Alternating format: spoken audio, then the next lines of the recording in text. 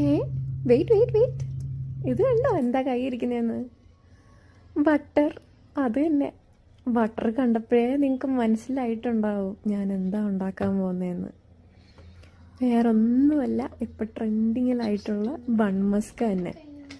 Milk പൗഡറും contents മിൽക്കും എല്ലാം കൂടി കൂട്ടി കുഴച്ചിട്ട് ഒരു പരുവാക്കി.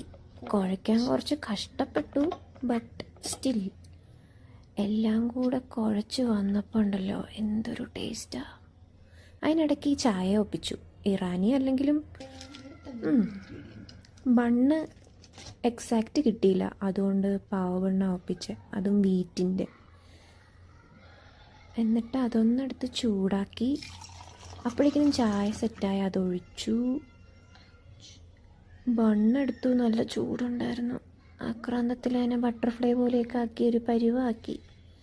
എന്നിട്ട് അതിലോട്ട് നമ്മുടെ മിക്സ്ചർ തേച്ച് പിടിപ്പിച്ചു. അത് തന്നെ ബട്ടർ ബൺ മസ്ക. ആക്ച്വലി നല്ല മസ്ക സാധനം തന്നെയാണ്.